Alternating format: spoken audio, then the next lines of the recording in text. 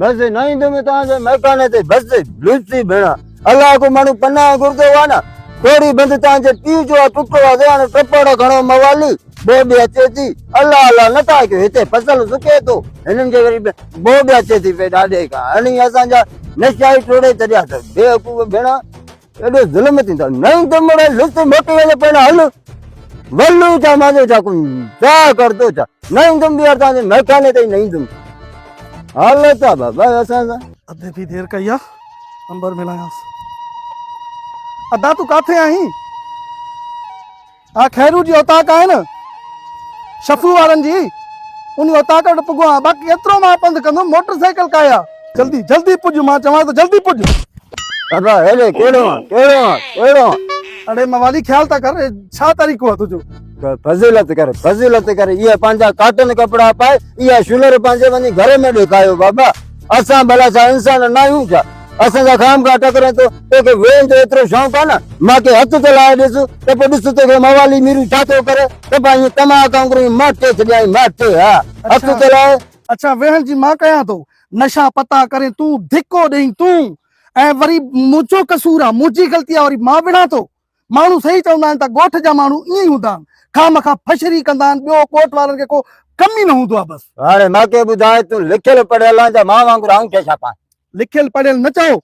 जान छॾाए बोर्ड अचण वारी आहे, मां मां जो पंहिंजे ॻोठ वञां थो। वरी लाइन तेरे बोर्ड है पे लाने ते हिन लुची भी चयो बोर्ड वरी तू भी आयो मतो बोर्ड ए बुझा न दे तंग न कर हणाए न थफ वरी बुझा तो तुझे घरों खावा तो जाए मैं अरे थप ते पंजी जाए ते मीरू मवाली के हथ तलाए देखा ना तलाए देखा केले मवाली के मुंह न लगदो मां हल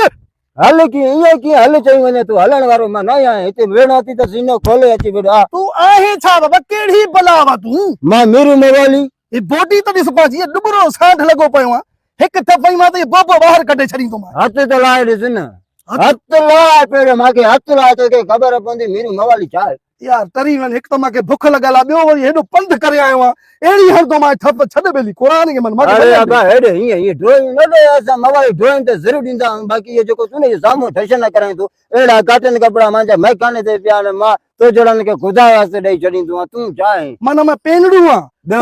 तो जे लगड़िन का लटा पिन तुम अरे टर न त हणा न वरी थपड़े घड़ी घड़ी थप हणा हणी दे कार ते खबर पे मन नंबर दे तू कंदे जा तू हथ चला आई मां छा कंदे तू आई मां हे मां जी गाल बुध हारू पर असा नशन के नशन के असा मुडे के हेरे हेरे न करे ये बुढ़ा मुके खबर है शाम जो पार मच्छर वेठो हुंदो तू उनके थप आई आ असा के सजी खबर है बाकी तुम्हें एतरी ताकत कोने जे तूने मीरू मवाली सा सामो विड़े छोथो मौत करी हां दाढ़ी को नवट तो करे दिसो हां चवा तो सुधरी वण तो बेहतर थी न कर ना हारू भरे तोके बकणो आ ना वरी बखणो आ तो क्या फजरी करनी है ना तब तू बक ना बाकी ये मोबाइल से मानो के ब्लैक मैंने बोर्ड अचती टोरी बंद भगवा है ता जो डाडो होते इजने रा जो ने ता के फोन कया ताने बोर्ड अचे अरे उन भागा मवाली अधे फोन कया शहर न आयो मा ते बोर्ड अचण वाली आ बिस्तरो खणी उन गाड़ी भी अचे दी मा बाजी लद कई नारा निकाल कंदम बाबा समझे छो तो हां मां को माफी वटे तू मा टकरे छो पो वन जा इते झेड़ो करे इते वेड़ो जी मीरू मवाली ओडे भी झेड़ो करे आया के उते हथ न ठारे आया हथन में वडी कारस आ जा आज मासा इते झेड़ो कर जा मां को माफी वटे पो वन अगे तो ने कुट को देनो पड़ो बाबा जा असा को माफी वटे जा झेड़ो करे पोया मवाली पूछी इंदा वरी पर्चा वापस इंदा इन लुस जे मेखाने ते नवे तुमने बस आज ये जेको माजे ब्लड प्रेशर आई ज़हर सब तुझे मतो हारणो आ बस माना तू नमुड़ने नमुड़दम आही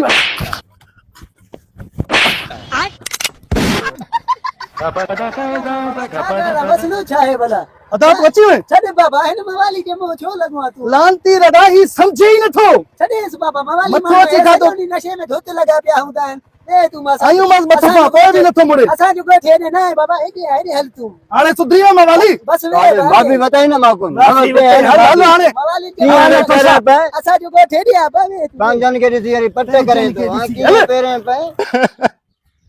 अबारे अलाई कारो जो न मार यार के